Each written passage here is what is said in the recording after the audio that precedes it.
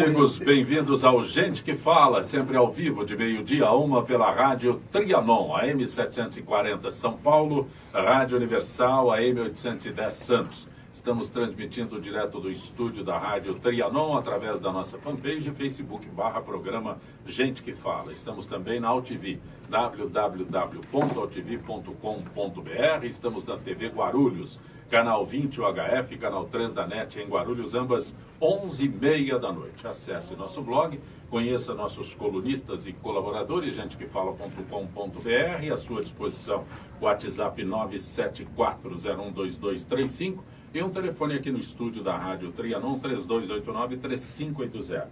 Conosco, hoje, nesta edição de Gente que Fala, governador Fleury Filho. Prazer tê-lo aqui, Fleury. Muito bom dia, muito boa tarde já. É uma satisfação, Zé Copé, participar mais uma vez desse programa. Economista, professor Odilon Guedes, boa tarde. Boa tarde, Zé Copé, é um prazer muito grande voltar aqui a Trianon. Advogado Antônio Salim Curiati Júnior. Boa tarde a você, ouvinte, a você, Zé Copé, governador Fleury, Odilon, Sérgio Redó, prazer estar com vocês. Boa tarde, Sérgio Redó. Uma satisfação, Zé Copé, rever aqui a figura do eminente ex-governador Fleury, nosso sempre vereador, economista, Odilon Guedes, tá lá, o ex-vereador Curiati, o Tony, e meu colega advogado, filho do meu grande padrinho, Antônio Salim Curiati, seu pai, exatamente. E é uma honra muito grande. O assunto para iniciar esta edição de Gente que Fala faz referência ao massacre de sábado no Rio Grande do Norte. Massacre que firmou no Planalto a convicção de que a crise prisional está longe do fim e elevou a pressão para que a reunião de amanhã com secretários estaduais apresente medidas concretas. Antes, o presidente Michel Temer e o ministro Alexandre de Moraes deverão bater o martelo sobre novas frentes de atuação. Na quarta, o presidente reúne governadores para tratar do assunto. Governador Fleury, professor Odilon, Antônio Salim Curiati, Sérgio Redó, por que é tão difícil discutir um assunto desse? Eu posso... Por favor. Então, esse assunto não é difícil, falta coragem, não é? Falta determinação, falta vontade política. O problema hoje carcerário no Brasil é um problema seríssimo, não é? Como os demais. Mas ocorre o seguinte, em função até no passado, há 20 anos atrás, 30 anos, não é? O grande historiador e também professor e senador, não é? Diz que se não fosse construído escolas, Darcy Ribeiro, e dado oportunidade aos jovens e às crianças, o Brasil teria dificuldade para construir presídios, não é? E eu não diria que só presídios, eu acho que hoje falta autoridade. Nós estamos num país onde, infelizmente, a situação dos presídios é precária, mas ocorre o seguinte, com todo respeito, nós até agora não tivemos a coragem de invadir a questão de todo o processo de corrupção nos poderes, não é? Porque paira na questão do problema do poder legislativo, paira na questão do poder executivo, mas nunca ninguém esbarrou no poder judiciário. Não é? Que eu me lembro, nunca foi feito, com exceção do ex-senador Antônio Carlos Magalhães, feito uma CPI sobre o poder judiciário. Quer dizer, o que ocorre? Hoje nós temos um problema seríssimo. A questão é a seguinte, eu vou fazer uma pergunta e deixo aqui para os meus colegas de bancada responderem. Quer dizer, se quiserem, obviamente. Veja, entra os celulares nas penitenciárias, nas CDPs e tudo mais. É gozado, nós que usamos celular precisamos recarregar. Como eles conseguem recarregar se nenhum local dentro do CDP tem interruptor? Quer dizer, ninguém nunca parou para pensar nisso, só o idiota, tá certo? Quer dizer, os diretores do processo das delegacias, quer dizer, então isso é um mínimo detalhe, fora o resto, porque lá traficam droga, de lá saem as grandes decisões dos crimes, das paralisações. Redó, e os nossos não funcionam. E os nossos não funcionam. Na verdade, é tão difícil, Zé Copé, Redó, por um problema muito simples. O sistema prisional brasileiro hoje é refém, dependente e coordenado pelas facções criminosas. É isso. A cadeia hoje só funciona porque as facções criminosas, elas estabeleceram um regramento lá dentro. Porque é um sistema falido, imundo, indecente, que está congelado há muitos anos, e hoje é diferente dos Estados Unidos. Antigamente você tinha aquela história, o cara caiu na cadeia e tal, virava menina. Isso não tem isso não. Não acabou. Jogo de bola na cadeia não tem palavrão. Aí do cara se falar um filho da mãe lá, é pau nele. O Jack, que é o tal do estuprador, fica separado no seguro, um assassino de pai e mãe, eles têm todo um regramento. O cara que é o chefe, ele fica numa cela com 8, com 6, em geral são seguranças, são 2 chefes e alguns, mas só eu sei disso. Ninguém sabe. Eu e o Redó, do carregador. Com alguns seguranças e tal. Essa é a verdade. Aí tem o cara da faxina e tem os caras sem facção, que se cai lá, o cara entra. Ele entra para poder sobreviver. E a cadeia hoje não tem como ser administrada se não tiver... É incrível o que está acontecendo. Se não tiver uma facção criminal lá dentro. É isso. Por isso recarregam. Não tem muita corrupção. Não, mas é lógico, mas... Muita bandida. Tem mais bandido solto dando cobertura para os vagabundos que estão lá dentro do que os que estão lá dentro. Não, mas ali é a facção criminosa que atua dentro e fora do presídio. Não é assim que a imprensa gosta de falar? E o fora do presídio pode estar na sala de direção também. Eu acho o seguinte, isso aí é o sintoma claro da falência do Estado brasileiro. Que é um negócio inadmissível, é a barbárie, e o problema é que a gente vai se acostumando, todo mundo vai achando que é normal, porque é massacre agora todo dia. E essa falência, por exemplo, você pega o exame do PISA lá, que a OCDE faz a cada 3 anos, dos 65 países, o Brasil chegou em 58º na educação, quer dizer, estamos falando, você pega a saúde, várias doenças, febre amarela que já tinham sido controladas há décadas, está voltando tudo. Uma violência social brutal. Eu vi outro dia na televisão que o Ceará é o estado mais violento do Brasil, que é 200 assaltos por dia. E aí entrevistaram algumas senhoras lá, uma falou, eu já fui sequestrada, roubada. Quer dizer, isso não é no Ceará, é no Brasil inteiro, isso é uma falência geral. E que tem, por exemplo, eu acabei de ver um dado aqui levantar, 0,36% da população brasileira, cerca de 700 pessoas, detém 45% de patrimônio do PIB. Então você tem uma concentração de renda brutal no Brasil. O que eu estou querendo dizer é o seguinte, você precisa não vai resolver esse problema do dia para a noite. Tá? Eu acho que tem desde medidas pontuais, então, que os especialistas, eu não sou especialista, mas a gente lê os comentários, desde, por exemplo, você tem lá 40% dos presos nunca foram julgados. O sujeito é preso por qualquer pequena coisa, em vez de você fazer um trabalho de recuperação, bota na cadeia. Aí você tem uma superlotação que é a sucursal do inferno. O cara fica lá do jeito que aparece, meu amigo, é brincadeira. Tá? Então, veja, eu acho que tem desde medidas pontuais, que vai a discussão de você descriminalizar a droga, que até o Fernando Henrique Cardoso defende isso, que são uma série de debates que a sociedade precisa fazer e tomar medidas. E essas dão para fazer, de certa forma, a curto prazo, é a questão do judiciário. Eu li recentemente o Hélio Gaspar, ele falou que no Poder Judiciário, mais de 11 mil juízes ganham muito mais do que o teto, e ninguém fala nada. Quer dizer, então veja, aí você fica discutindo salário lá, por exemplo, que um deputado federal ganha 33 mil reais, como se fosse um grande absurdo. Os juízes ganham 50, 80... Quer dizer, veja, o problema não é esse salário de deputado, vereador, o problema é você mexer nas estruturas do país. Uma carga tributária brutalmente injusta, que é uma área que eu estudo. Quem paga tributo no Brasil é pobre. Então você tem desde medidas pontuais dessas aí, como é que você recupera o preso, não sair prendendo de qualquer jeito o tempo inteiro, até medidas de longo prazo, que é a reforma tributária, taxar a herança, aumentar o imposto de renda em cima de quem tem mais dinheiro, que isso acontece nos Estados Unidos.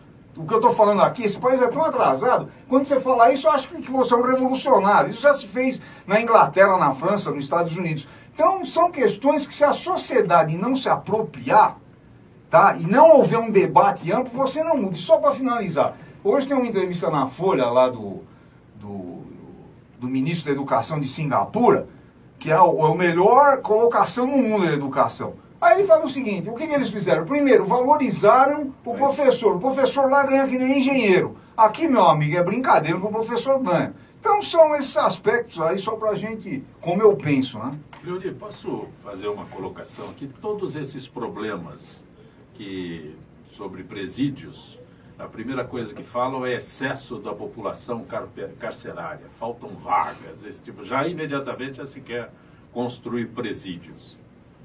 Resolve. O problema... Primeiro eu queria fazer um esclarecimento. Eu ouço e vejo muita gente dizendo o PCC foi criado em 1993. O PCC foi saudado pela imprensa brasileira, em prosa e verso, porque em 1993, inspirados pelos sequestradores que estavam detidos, sequestradores do Abílio Diniz e outros, eles fizeram uma proclamação de que seria uma organização para defender os direitos dos presos. Liberdade, paz e justiça, era o lema do PCC em 1993. E desde aquela época eu denunciava que era uma organização criminosa. E ninguém acreditava nisso. E mesmo assim, em 93, 94, o PCC continuou sendo um time de futebol para disputar os campeonatos internos das penitenciárias de São Paulo. Sem palavrões, viu? Sem palavrões, senão você não sem palavrões. Naquela época ainda falava palavrões, que eles não tinham tomado conta. Mas aí o que aconteceu? Assume o governo Covas, o PCC tem DNA tucano. Vou deixar bem claro isso daqui. O PCC cresceu à sombra da covardia dos governos tucanos que vieram em São Paulo. Essa que é a verdade. O resto é historinha para boi dormir. Em 2 meses de governo Covas, aconteceram 69 rebeliões no sistema carcerário. 69. Quando no meu governo, depois do episódio do Carandiru, eu não tive mais nenhum. E 69 aconteceram. Tá? O que eles faziam? Eles pediam transferência, faziam rebelião, pediam transferência para uma cadeia, e eu notei que os estabelecimentos penais que eles pediam para ir eram piores do que aqueles que eles estavam. Esse sistema, o Comando Vermelho usou para se instalar nos presídios do Rio de Janeiro. Exatamente, eles copiaram o Comando Vermelho, e eles iam, instalavam uma célula do PCC e aí faziam uma nova rebelião. Eles faziam o cadeiatura, é isso? Não, se fosse só o cadeiatura era ruim. Não, mas era essa. Como está muito quente no litoral, nós queremos ir para... É verdade, tinha essas desculpas. Muito bem. Eles se organizaram dentro dos presídios, os secretários de administração penitenciária na época negavam a existência, depois, a partir de 95, negavam a existência dessa facção. O governador Covas dizia que era escola de samba. Eles foram crescendo dentro dos presídios. Essa que é a verdade. Aí o que aconteceu? Em 2006, quando o Marcola parou São Paulo, o Nagashi Furukawa, que era o secretário de administração penitenciária, foi de jatinho do governador para o presidente Bernardes e fez um acordo com o PCC para pararem os ataques a policiais, reconhecendo, portanto, a existência de um poder paralelo dentro das penitenciárias de São Paulo. Não, deixa eu terminar. Eu afirmo isso. Perfeito. E quem quiser que venha me desmentir. Entendeu? Afirmo isso com tranquilidade. Depois, o que aconteceu? Mais tarde, houve mais 2 acordos feitos do governo do Estado com o PCC. O último foi pela saída do secretário Ferreira Pinto, porque o Ferreira Pinto estava combatendo exatamente as finanças do PCC através de um trabalho feito em conjunto com a Rota. A Rota está proibida até hoje de enfrentar o PCC, Zé. Até hoje. E aí fizeram um acordo e tiraram o secretário. Não pode enfrentar não o pode, PCC? Não pode, ela não pode. Não pode, ué. Está proibido. Se tiver uma invasão, alguma coisa... Tem que ir uma outra tropa que não a Rota. Algum presídio, alguma manifestação, a Rota não pode ir. Outra tropa que não a Rota. Eu acho, olha... Então, não, eu estou contando o que está acontecendo. Eu achava que era ruim. Não, eu estou achando o que está acontecendo com isso. Eles determinam quem vem me prender. Claro. Eu não quero que a Rota venha me prender. Ué, por quê? Porque realmente hoje, veja só, dentro das cadeias do Brasil inteiro, quem domina são as organizações criminosas, são o crime organizado. E chega a requintes. Celular, gente, tem Skype dentro das prisões. Tem Skype, tem computador, tem o que eles quiserem. Só tem o seguinte... Não está preocupado com o carregador. Só tem o seguinte, o monopólio... Não, mas precisa carregar, não precisa. O monopólio é da organização criminosa que está lá dentro. Essas organizações, eu me recordo, talvez vocês não se lembrem... Tem setores, essas organizações? Essas organizações dividiram o país. Que só tinha o Comando Vermelho e o PCC. Eles dividiram o país. Todas as outras facções são derivadas dessas duas. Entendeu? São franchise... Como essa de Natal surgiu franquias, o de Natal, assustador. Franquias, por exemplo, a Família do Norte é uma franquia do Comando Vermelho. Tá certo? E o primeiro Comando do Paraná é uma franquia do PCC. E assim vai. Mas olha, só que o Fleury acabou de falar, aquilo que eu coloquei, isso é a falência do Estado brasileiro. Agora, se não houver algumas mudanças estruturais, e aí tem que enfrentar para valer essa estrutura arcaica do Brasil, que é desde o Poder Judiciário, você não muda. Isso aqui, o Brasil vai afundar. O que eu estou falando, o que aconteceu no Rio de Janeiro, tem acontecido de cortarem salário de funcionários, quebra, isso vai se alastrar pelo Brasil. Você está numa crise enorme, o governo federal comete erros brutais na área econômica, que é um debate que nós vamos fazer. Essa política econômica do Temer é um absurdo, não dá para aceitar isso. Quer dizer, como é que você vai fazer congelar gasto com saúde e educação por 20 anos? Isso não existe em nenhum lugar do mundo. E pior, colocar na Constituição, governador. Como é que você coloca na Constituição um problema de orçamento, meu caro colega vereador? É que o orçamento você vai discutir quanto que você vai gastar mais em saúde, educação e não congelar. Então, veja, são debates que têm que ser feitos e que não tem na imprensa. Isso que é mais um detalhe que eu acho que eu escuto esse debate aqui nessa rádio, no resto não tem debate. Agora, tem uma outra observação importante. Então, o que está acontecendo hoje é o reflexo da covardia de governos do passado, de terem medo de enfrentar o PCC. Quando o Comando Vermelho quis vir para São Paulo, eu parei a Dutra. Não, eles não vieram. Ia se estabelecer aí na Eles iam se estabelecer na cidade de Tiradentes.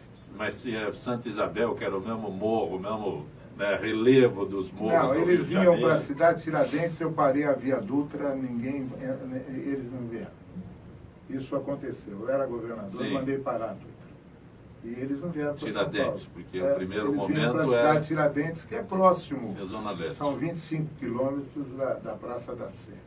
Mas tem um outro erro que é brutal e eu não sei como é que os especialistas... Porque tem especialista em segurança que não sabe, não entende absolutamente nada, mas como segurança é muito ampla, as pessoas se julgam especialistas.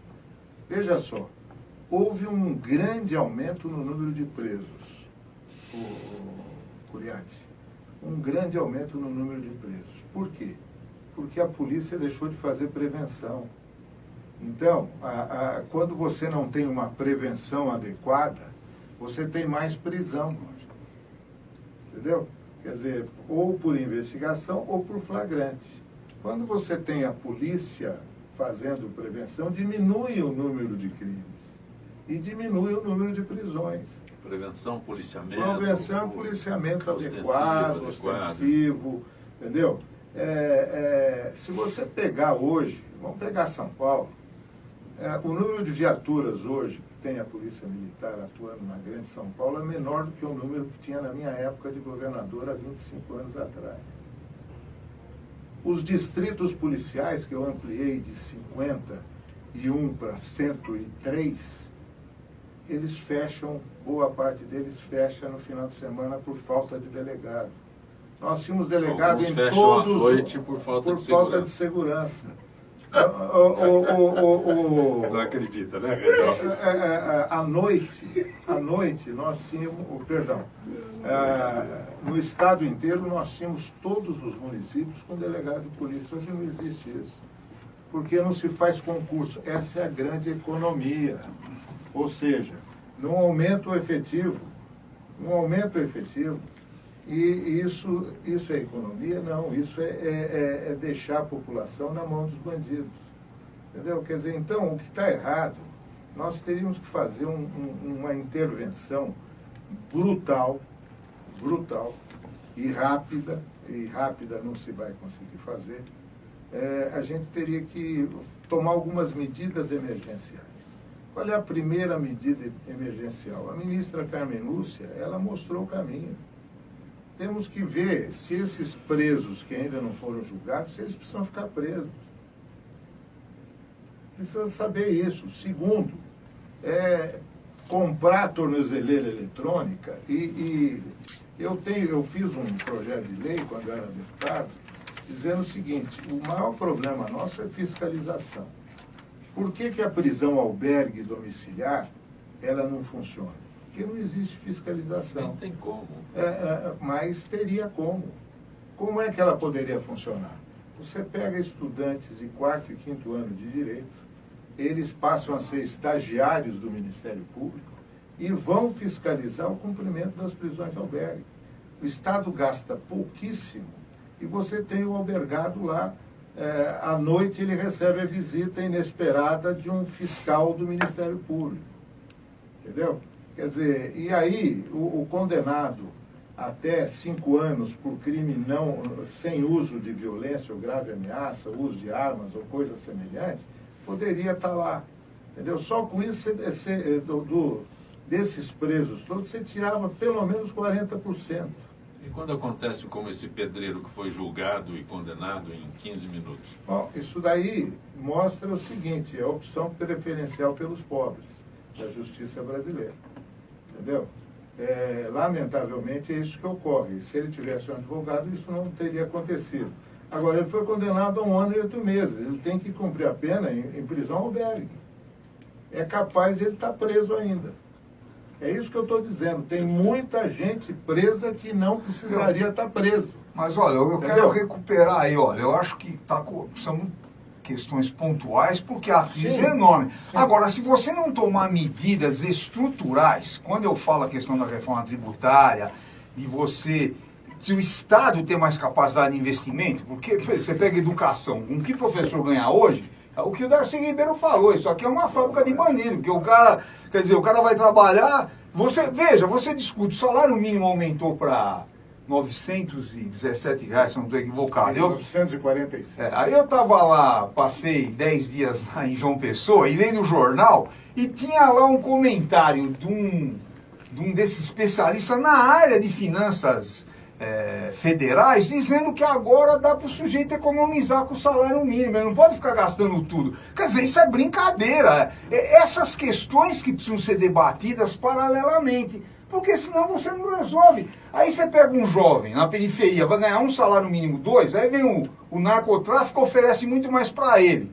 Tá? Então eu acho que você tem que alertar a população para isso, porque senão o país, nós vamos para a barbárie. Não vamos não, já estamos. Me permita, uma coisa importante, só para elucidar aí esse debate, que é muito rico, não é, nas suas proposituras, mas eu penso assim, governador, até aproveitar, né, sua experiência como gestor público, eu acho que se houvesse uma reforma, você vê como agora está tramitando no Congresso Nacional a reforma do Código Penal, que é uma brincadeira. Quer dizer, eu não sei o que está acontecendo com a elite pensante desse país, porque eu vejo assim, se a gente parar também, porque eu também não quero deixar o nosso público ouvinte desesperado. Você pode repetir isso? Elite pensante do país? Tem, lógico. Aqui nós temos uma, pô. Mas é ouvido? Não deixa de ser um homem que... Mas é ouvido? Não é, eu sei, mas o problema é o seguinte... Esse é o detalhe. Você vê, o problema é o seguinte, eu penso, inclusive, veja, a questão da reforma, Tony, poupar meu querido Odilon, porque não tem, não é? tanta frequência com o Poder Judiciário. Mas o que está ocorrendo é o seguinte, existem coisas que é impressionante. Quer dizer, eu que não atuo na área do direito criminal, você fica estarrecido. Aí você vê o seguinte, será que ninguém imagina lá que um dos motivos é essa progressão da pena? Quer dizer, hoje qualquer bandido... Dá licença.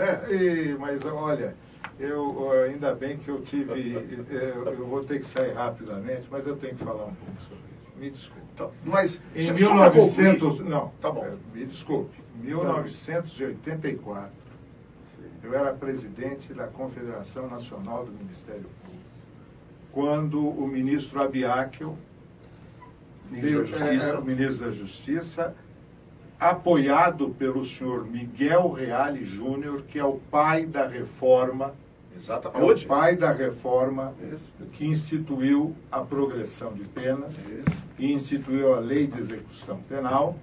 Eu me bati feito um desesperado para que não entrasse em vigor essa lei.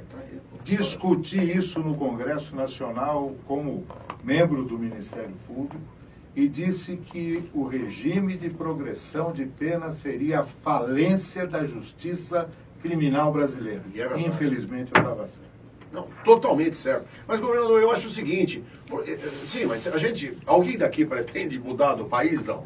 Se a gente quiser ficar... Tony, eu vou dizer uma coisa. Hoje, olha, eu vou fazer uma simples pergunta. Nossos carros aqui são todos blindados, ou não? Não. Sim ou não? Mas o meu é. E todos os meus carros são blindados. Quer dizer, então o que acontece? Hoje você não vive... motivos. Não, mas você não vive... Não, mas pera um pouquinho. Tony, eu não estou falando bobagem. Nós temos a maior frota de carro blindado do mundo. Nem no Iraque. Tá certo? Quer dizer, é umas coisas que eu começo a pensar o seguinte, aí você tem um governador, você tem um presidente da República, que eles continuam, tudo bem, eu adoro Michel Temer, trabalhei com ele, inclusive quando foi, aliás foi seu secretário. Meu secretário. Exatamente. De segurança, eu era o coordenador de turismo na área com o Arthur Alves Pinto. Fizemos, inclusive, projetos importantíssimos na área do turismo, que está até hoje aí, não é? Um deles é a municipalização do turismo no estado de São Paulo. Então, veja, no fundo, tudo caminha o seguinte, esse país é o melhor país de terra, solo, subsolo, povo, riqueza, tudo. Agora, o problema é o seguinte, falta alguém, ou nós, sei lá, no sentido de que a gente tem a oportunidade de repensar essas coisas. Quer dizer, o cara hoje, o Zacopé, por que você vê essa molecada, esses caras hoje roubando? Porque ele fala o seguinte, primeiro, de cada 100% de homicídio, só 10% é apurado e 1% é preso. Quer dizer, porra... Mas aí é aquele atrativo que o Odilon se referiu sobre o salário mínimo e o narcotráfico. Também, lógico. Mas se o cara souber que se ele matar, tá lá, artigo 121, matar alguém, pena de 8 a 30 anos. E 30 anos ou 8 anos é 8 anos, 8 anos. Ele não vai sair nunca. É 8 anos de prisão. Aí o cara fala, pô, agora eu tenho que pensar. É lógico, isso é do ser humano. Mas olha, eu acho que não é só não, mas eu tô dizendo, isso é o início. Não, mas isso é o início. Aí depois, rever todas as decisões em razão desses criminosos que estão aí, ou delinquentes que, na verdade, estão em regime de prisão, tá certo? Temporária. Eu acho que são várias soluções em cima de vários problemas. Aqui na matéria, só voltar para ela, na prisão do cara aqui por 20 pino, eu quero saber quando que a gente viu uma grande apreensão de cocaína aqui no Brasil. Quando foi a última, Zé Copé? Você que é jornalista. Não tivemos. Tem várias, Não, tem. Uma pacoteira ou outra aqui. Não, teve agora, recente, inclusive. Recente. Não, pega o quê? Um caminhão com 2 toneladas de maconha, é isso que pega. Nunca pegaram um caminhão de cocaína. Caiu um avião no Paraná. Caiu um avião, cocaína, 30 quilos. Não, mas caiu, né? Caiu, ninguém pegou nada. Botaram menos combustível porque... Botaram companhia boliviana, afinal. Não, lotaram os tanques com cocaína e houve menos combustível. E, na verdade, você tem que entrar em outras discussões. Pilotando. Foi ontem, alguma coisa assim. Os crimes têm que ser diferentes, as drogas são diferentes. Você precisa parar de prender cara porque estava com um saco de maconha em casa, meu. Isso não existe mais, você precisa regulamentar a droga. Você precisa regularizar. Você falou do Fernando Henrique, precisa descriminalizar, porque droga tem no mundo inteiro. Até na Indonésia, que tem pena de morte, nos Estados Unidos, pô, metade do consumo da cocaína boliviana é americana, pô, e entra lá e continua entrando, e vai continuar, e precisa parar com essa hipocrisia. Se vocês conversarem, cada um de nós, com um médico que tenha liberdade, e o médico vai te falar o que passa no consultório dele, o percentual de pessoas que usa drogas como forma recreativa, e é um percentual de mais de 50% da população. Se não for, e vão continuar. É verdade. Sim, mas então aí me permita fazer uma partezinha. Não, precisa, regulariza isso, o cara quer... Extingue o crack, eu acho que tem veneno. Olha, o Augusto Cury diz que a sociedade está correndo atrás do cara que tá doente. Baseado, a sociedade está doente, aí eu queria tá concordar, eu quero concordar com a sua observação. Eu estudo segurança aproximadamente, nem sei há quanto tempo, mas seguramente mais de 40 anos. Uns 45 anos, pelo menos. E quando eu saí do governo, em 95, eu fui conhecer a tal da tolerância zero, em Nova York. E aí me apresentaram estatísticas, isso, aquilo, etc. Mas aí um velho detetive de Nova York, com quem eu comecei a conversar, falou: o sucesso nosso se deveu ao seguinte: nós não deixamos o crack entrar em Nova York, porque o crack estimula a violência. O sujeito sob o efeito de crack, ele fica possuído, ele multiplica-se a sua violência em razão do uso do crack. E como é que fez a polícia de Nova York? Reprimindo os traficantes de crack e liberando, entre aspas, administrando aqueles que traficavam heroína. Por quê? Porque a heroína é um opiáceo que causa bode. O cara usou heroína, ele deita, ele não oferece perigo nenhum à sociedade, o consumidor de heroína. Então, o que eles fizeram? O consumidor de crack fica violento. Exatamente. Então, o que eles fizeram? Eles combateram o consumidor do crack duramente. Concentraram-se neles. E, enquanto isso, faziam vista grossa para a heroína. Isso que levou à diminuição da criminalidade em Nova York. Você extinguiu o crack aqui. É o que nós temos que fazer, nós temos que acabar com o crack. É o que o Curiati se E administra o resto, porque o resto você convive. Tá cheio de cara cheirado aí que vai fazer audiência, que eu já vi um monte que eu conheço ali, pô. Conheço o juiz ali também que tava bem louco. Pô, para. Mas é a realidade. E fez, trabalha direitinho. Faz mal pra ninguém. Então, se ele quer se matar, com veneno no nariz, o azar é dele, o problema é dele. Viu, Curato? Veja o seguinte, foi relatado aí que nos presídios tem até Skype, etc. Quer dizer, se o Estado não intervir no meio dessa bandidagem, que é uma bandidagem, quer dizer, altamente organizada, e não tem coragem para isso, porque aí você precisa, com esse tipo de bandido não tem que dar colher de chá, tem que ir lá investigar, prender, impedir qualquer tipo de comunicação. Agora, as pessoas ficam com medo. Agora, se você não tiver lideranças que estão dispostas a enfrentar isso, numa parte nessa questão prisional e toda essa dominação do crime, você não resolve, porque não é medida paliativa. Nós chegamos num grau de crise que não são medidas paliativas que vão quebrar o galho. Isso não existe. E veja, o Fleury colocou, aí o governador colocou que precisa investir mais, etc. Tudo bem, só que você tem um Estado que está cortando investimento em tudo quanto é lugar. Quando eu falo, dinheiro. Se as pessoas não têm dinheiro, tem. Só para dar um dado, o ano passado o governo pagou cerca de 500 bilhões de juros da dívida pública. Inclusive, antes de eu vir para cá, eu fiz questão de fazer um levantamento, que quando a gente fala isso, as pessoas não entendem muito bem. Olha o seguinte, olha. Não, só um pequeno detalhe. A taxa de juros no México, hoje, a Selic mexicana é 0,75% ao ano. E a inflação é 3,36%. Quem aplicar dinheiro no mercado financeiro no México perde 2,61% ao ano. Aí você pega no Peru, a taxa de juros anual é 4,25% e a inflação é 3,25%. Quem aplicar dinheiro no mercado peruano ganha 1% ao ano. No Chile, a taxa de juros é 3,50% ao ano e a inflação 2,70%. Quem aplicar ganha 0,80%. O Brasil, a taxa de juros está em 13% e a inflação em 6,29%. Quem aplicar aqui ganha 6,71% ao ano. Não existe nenhum país no mundo que pague Veja, então você tem uma transferência brutal de renda da sociedade para quem aplica no mercado financeiro. E o governo, cara de pau, tá certo? E aí é que tá, a turma fica vangloriando o ministro da Fazenda, o Meirelles. Esses caras estão enterrando o Brasil. E aí eu tô falando, não é que eu inventei, tá aqui, ó. São dados, eu peguei só países que são aqui da América Latina. Você pegar os Estados Unidos, Europa, a situação, quer dizer, as pessoas não ganham nada no mercado financeiro. Então, viu, governador e demais participantes e ouvintes, o Brasil tem dinheiro. Só que em vez de investir em educação, saúde, tá, em transporte, em segurança se aplica dinheiro, vai para quem? Para os bilionários do Brasil. Quer dizer, essa é a discussão que não se faz na mídia. Tá? Quando eu volto a falar, precisa democratizar a mídia. O Brasil não é democrático do ponto de vista da informação. O que eu sempre falo aqui, e não é para agradar, o único lugar que eu vejo que tem debate é aqui. O resto, meu, pô, você pega a Rede Globo, que tem um poder brutal, que debate que a Rede Globo fala? Tá certo? Os caras vão lá e falam o que quiser no Jornal Nacional. Isso aí é antidemocrático.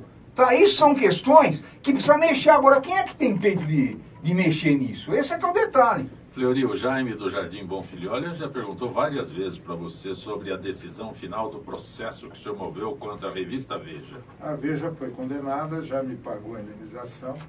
A única coisa que eu não fiz foi colocar, como minha mulher queria, comprar um carro e colocar, pago com indenização na revista Veja. É só isso que eu não fiz, mas já terminou. Queria colocar no carro? Ela queria que eu colocasse no carro, eu não coloquei, mas a Veja foi condenada. O Curiati, Marcos de Pinheiros, a sua avaliação sobre a atuação da pasta de ministro da Justiça do Alexandre de Moraes. Eu acho que está cedo, né, para avaliar o Alexandre de Moraes. Eu acho que ele tomou assento. Ele chegou meio deslumbrado, falando muito, falando umas besteiras ali, falando demais. Vamos ver como é que gerencia essa crise, né? Mas eu acho que ele sozinho não faz nada. É o governo como um todo, é uma reforma geral do Estado. E vamos ver. Estou na observação, está na quarentena. Pode estender a pergunta. Como diria o meu amigo, querido técnico da seleção brasileira, Tite, fala muito. Eu gostava do Márcio Tomás Bastos como ministro da Justiça, porque a verdade é que ele dava trabalho para advogado. Ele que deu a liberdade, por incrível que pareça, à Polícia Federal, foi ele que colocou Joaquim Barbosa, que julgou o mensalão no Supremo Tribunal Federal, e ele dava trabalho para advogado. Ele deixou a polícia andar e dava mais liberdade numa outra gestão. Eu realmente gostei do falecido ministro Márcio Tomás Bastos. Redó, Márcia da Vila Prudente, o futuro do PP, filiado ao PP? Não, eu fiz uma reforma geral na minha vida. Eu saí do PP, viu, Márcia? Eu, na verdade, agora me filiei ao PTB, o Partido Trabalhista Brasileiro, e tenho dúvidas que o PP está com bons quadros, né, agora, mas enquanto estiver envolvido com essa... E foi o motivo maior que eu deixei o PP, em razão de nunca ter, não é, me envolvido em nenhum caso temeroso, em absolutamente nada, não é? E o PP é um partido que está até o pescoço, nesse caso do Lava Jato, e teve no mensalão, e teve na questão dos anões do orçamento, enfim. O PP, né, e a grande maioria dos outros partidos... Vai enfrentar uma bronca brava lá na Lava Jato. Anões do orçamento, você foi longe. Anões do orçamento. Anões do orçamento. Resgatou a memória. Senhor, pô, nós estamos nessa brincadeira desde 1980. É que o nome do partido era outro, então as pessoas não... Na época era PPB. O Dilon Fábio de Moema pergunta a sua previsão sobre essa queda de juros. É importante. Agora, acho que o governo tem que acelerar. O que eu acabei de relatar aqui, nos países, normalmente, a taxa de juros é igual à inflação. Você não pode ganhar dinheiro aplicando no mercado financeiro. É para manter a sua riqueza. Você precisa ganhar dinheiro aplicando na produção, no serviço, na criação de riqueza no país. Quer dizer, então é o seguinte, o governo pode acelerar rapidamente a queda da taxa de juros, aí falam, não, mas aí vai ter fuga. Vai ter fuga para onde? Isso é o maior do mundo. Mesmo que você abaixar 3% da taxa de juros, o Brasil continua um dos países que paga mais, do ponto de vista real, as maiores taxas de juros do mundo. E então, quando o ministro Henrique Meirelles que o pior da economia já passou? Vamos aguardar, né? Eu espero que sim agora. Precisa ver, porque ele mesmo ele coloca isso, mas ele fala que o desemprego vai continuar.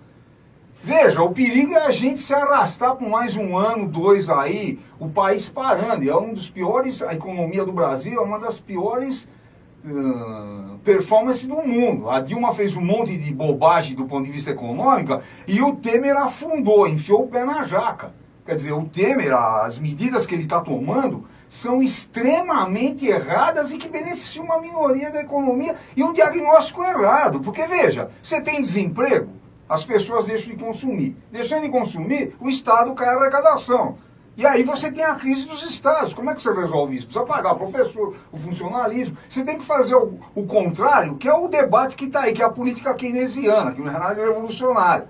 Tá, a crise de 30 nos Estados Unidos, resumidamente, era o seguinte: não tem emprego, então o Estado contrata a gente para fazer um buraco e contrata outro para ir atrás e tapar o buraco. Para resumir, então o Estado precisa fazer grandes investimentos. O Brasil precisa de estrada de ferro, precisa fazer isso. Agora, para fazer isso, se você diminuir a taxa de juros, em vez de gastar 500 bilhões, você gasta muito menos e pega esse dinheiro. Se fizer uma reforma tributária, pegando a população... E a reforma tributária? Você precisa fazer, por exemplo, só para dar um exemplo, isso eu já escrevi Simplificar no Valor Econômico, no Le Monde, eu já escrevi sobre isso, eu pesquiso nessa área. Quando a princesa Diana morreu lá na Inglaterra, ela deixou 30 milhões de dólares de herança para os filhos dela. O governo inglês cobrou 15 milhões de imposto sobre herança. Agora, vai na Inglaterra para ver o nível de vida. Aqui é 4% no estado de São Paulo. Tá certo? Que é no Brasil, no geral, porque são os estados que definem isso. Então, veja, você tem que taxar mais, que é o óbvio, quem é rico, e não é que eu sou contra rico. Um cara que tem 50 milhões, se ele pagar, em vez de 5 milhões de herança, pagar 10 ou 15, vai continuar indo para a Europa na primeira classe, jantando nos melhores restaurantes, não vai deixar de ser rico. Agora, ninguém tem peito de fazer isso no país que já fizeram nos Estados Unidos, na Inglaterra. Porque esse mesmo cara também, que tem a sua herança, que trabalhou para construir, Odilon, você tem que pensar. Ele também, ele paga a escola privada, ele não pega a escola pública, ele paga o transporte privado, ele paga a segurança privada, ele paga a segurança Mas como é que na França é assim, então, na Inglaterra, nos Estados Unidos? A França, a Inglaterra, porque não tem, pouca gente coloca filho em escola privada. Não, porque lá a escola pública é de alto nível. Mas como é que você vai investir na escola pública? Viu? Como é que você vai investir em escola pública se não tem as universidades na Europa e nos Estados Unidos, o rico paga. Não, tudo bem, veja. Aqui não. As boas universidades públicas, ninguém paga nada. E o rico estuda na universidade pública. Pessoal, a incompetência do poder público leva o governante a querer aumentar imposto. Mas pode ser um discurso justo, é aumentar. Olha, eu sou contra hoje toda e qualquer espécie de aumento de imposto deixa eu te falar. Isolado. Você tem que ser contra, Odilon.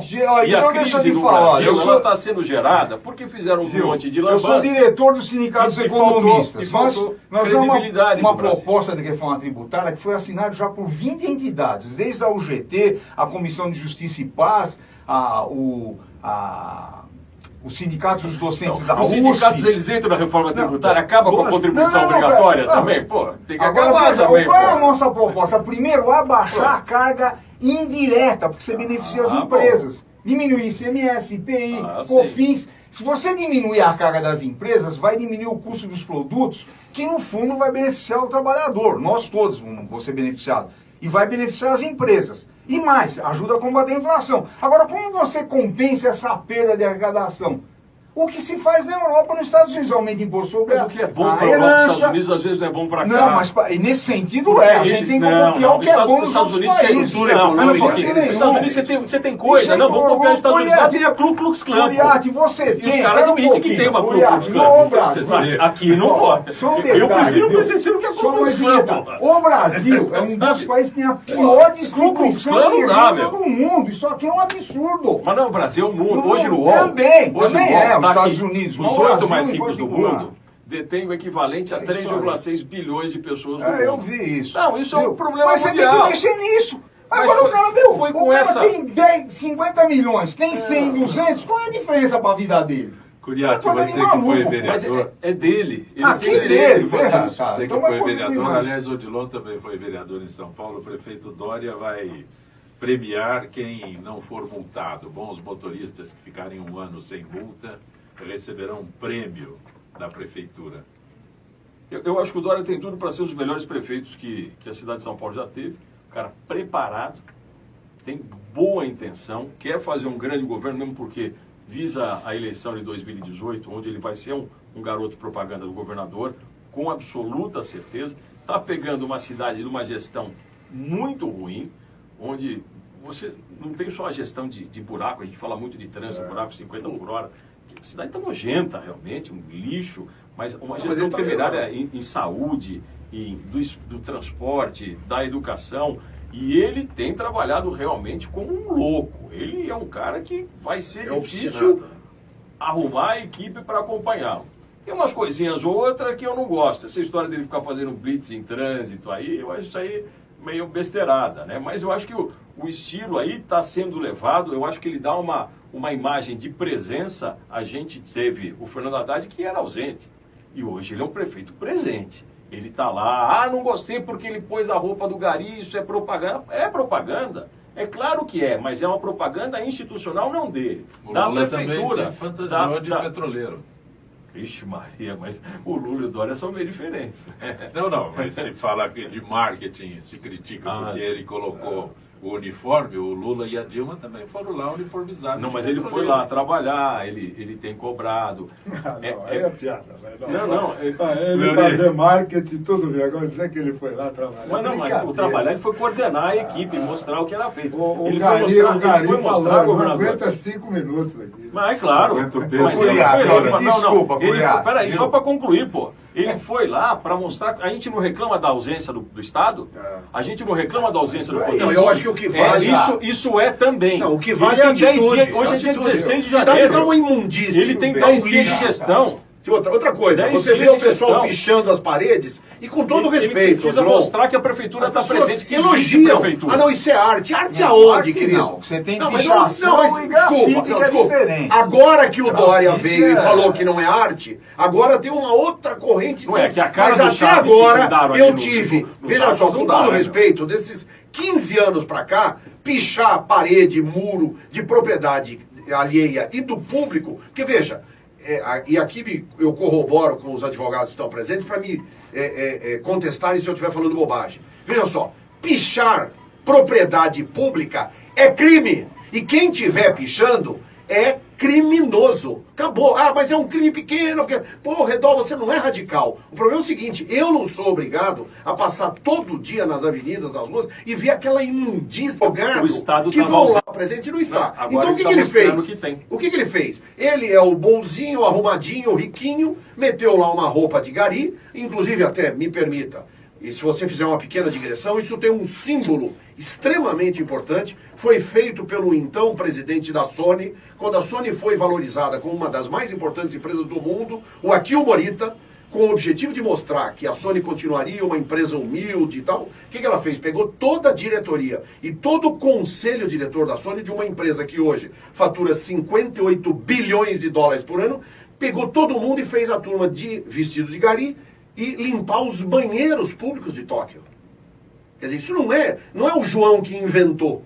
Ele, na verdade, por ser um cara culto e um grande empresário, ele bolou e falou, vou fazer com a finalidade do quê? De mostrar, primeiro, que mesmo ele sendo rico e mesmo ele sendo poderoso, ele fez um trabalho com os garis lá. Agora, ele pegar a vassoura e varrer com todo respeito. Eu tenho outro tipo. Me desculpe, ele é prefeito da cidade de São Paulo, ele não é gari.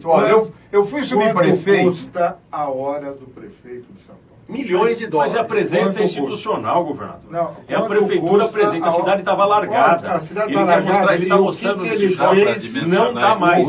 A cidade tem prefeito agora. 50 bilhões é o orçamento.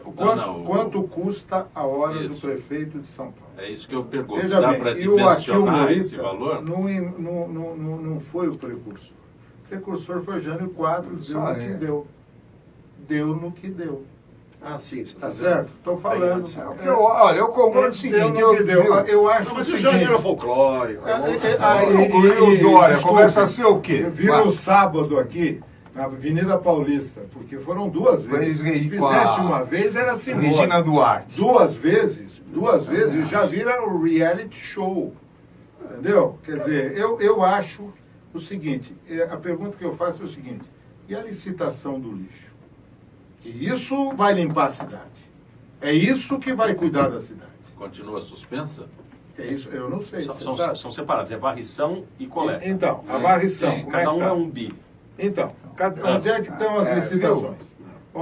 Qual é o que eu saiba? Está em discussão ainda? Então, na verdade, o problema da varrição, eu creio que essa presença do prefeito nesses atos, ele mostra aos subprefeitos que não pode mais matar a equipe. Porque o Odilon é um cara probo, correto, um cara admirável mesmo. É um esquerdista mais radical, a gente mais... Mas é exemplo.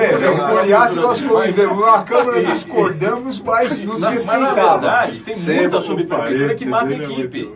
Lógico que tem, eu fazia... Então, a equipe contrata 15 equipes de varrição, na verdade tem 5. Por isso que a tua rua não é varrida. E acho que também é a intenção dele mostrar, falar, ó, subprefeito, eu tô aqui, eu tô de olho, eu acho que esse exemplo que você deu, olha, eu fui subprefeito do Jabaquara, para mim... Agora ele falou que não tem mais subprefeito. Uma das maiores experiências... É prefeito regional. Então, mas foi uma das maiores experiências, porque você está no executivo... Administrador regional, virou subprefeito, agora é prefeito. Mas eu quero dizer assim, você está no executivo, você precisa resolver o problema, não é ficar, a gente... No parlamento você tem que discursar, etc. E para mim foi uma experiência fundamental. E eu falo com o maior orgulho. Eu coloquei a subprefeitura do Jabaquara em primeiro lugar de atendimento de São Paulo. Então isso tudo que o Curiato falou e acontece, eu fazia visitas inesperadas, varrição, ou corta de poda, chegava lá muitas vezes, a equipe tinha que ter 10 caras, tinha 7. Eu falava pro engenheiro, vai multar a empresa, meu. Agora eu não precisava ficar me vestindo de gari. Esse é o estilo que eu acho que tem que ser. É que nem o Fleury falou, que nem o Tite. Tem que falar mesmo, você tem que trabalhar, meu. Ficar botando uniforme. Lógico que a gente gosta. Tá trabalhando. Tomara que melhore a cidade agora. Não, e tá melhorando, hein? Cá entre nós. Esse tipo de... Eu que passo na 9 de julho, na Rebouças, agora o que vale na é Faria isso Lima. que Mudou. O Fleury falou, quero ver a licitação do lixo, o preço da passagem do ônibus, o custo das passagens, essas grandes questões que você tem que discutir. Não, por enquanto é perfumaria. Vamos admitir, é perfumaria. Sim, mas ele tem, vou mostrar, é aquela coisa. Aliás, eu cheguei para mudar. Só para aproveitar, ele está distribuindo shampoo e sabonete para os moradores de rua. Entendeu? Faltou desodorante, viu, Dória? Trata de providenciar também.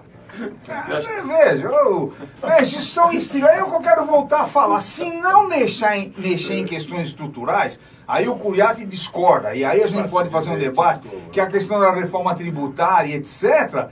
Meu amigo, o Estado não tem dinheiro para investir. A Prefeitura de São Paulo caiu a arrecadação, Rio de Janeiro, o Brasil inteiro, por causa da política econômica.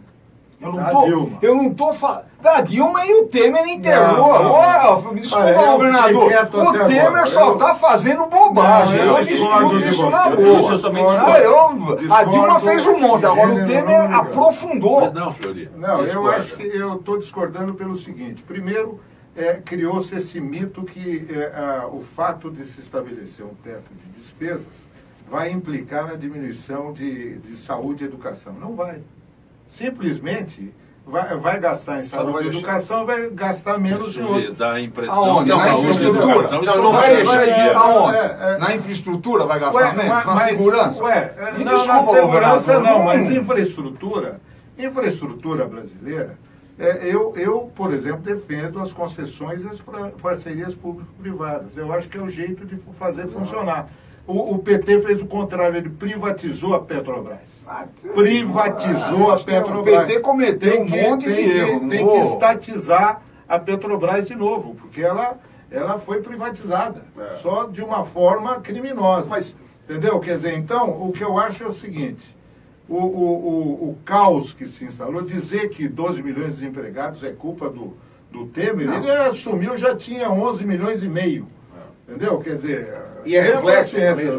Mas eu não estou declarando. Primeiro, eu respeito demais. Eu fui fundador do PT e saí do PT, porque eu já discordava em 2005 do que o Lula estava fazendo do ponto de vista macroeconômico, etc. Tá certo?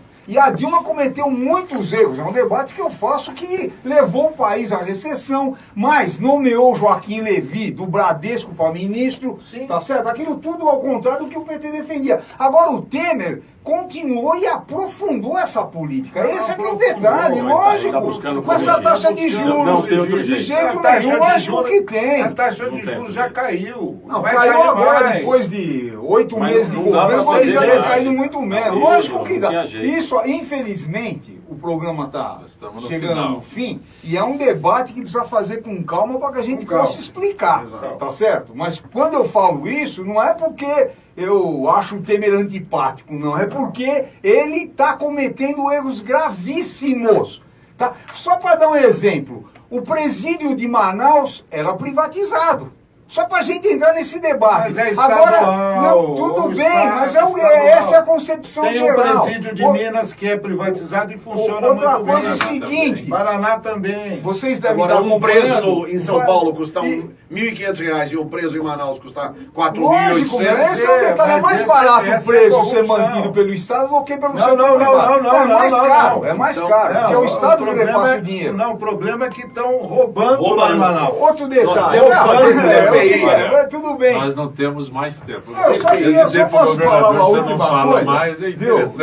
A última coisa. Caçar a palavra do ex-governador. A Petrobras vai retomar as obras do Rio de Janeiro. Só vai contratar empresa multinacional, não vai contratar as empresas brasileiras. Isso é um absurdo. Isso é um absurdo. Odilon Guedes, professor Odilon, agradeço por a gentileza. Mas quando se estabeleceu o mínimo do conteúdo nacional, deu no que deu. Entendeu? Quer dizer, então essa discussão a gente tem que aprofundar. Porque você tem seus argumentos, eu tenho os meus também. Odilon Guedes, bom tê-lo aqui no nosso Gente que Eu agradeço mais uma vez. Parabéns pelo programa e pelos participantes aqui. Excelente. Antônio Salim Curiati Júnior, sempre bom. Muito honrado mais uma vez estar aqui, governador Fleury, sempre um prazer. Meu amigo Odilon Guedes, advogado Sérgio Redó e você, grande Zancopé. Sérgio Redó, grato por mais uma vez, uma satisfação. Quero cumprimentar meu querido amigo Fausto Camunha pela direção do programa. E olha, nós estamos hoje festejando um início de ano e tomara a Deus só 1% do que foi dito aqui, as autoridades possam ter a oportunidade de aproveitá-los melhor para um bem de um país melhor. Governador Fleury Filho chegou anunciando que ia sair e ficou até o fim. Não, é que eu tenho um compromisso às 1h30, mas deu tempo. Então eu quero agradecer a oportunidade de estar aqui, saudar o Odilon, saudar o Redó, o Curiati. Eu só queria fazer uma observação. Eu tenho encontrado muito com o pai dele, o Salim Curiati, prefeito, deputado mais longevo da história do país, acredito. E uma reserva moral desse país. Sem dúvida. E com mais de 90 anos, ele ainda... nessa semana eu encontrei com ele 2 vezes, na quarta e na sexta, e ele me entregou uma lembrança de um santinho, não era um santinho, era um crucifixo bento pelo padre Marcelo, e disse assim, agora na minha vida eu só quero fazer o bem.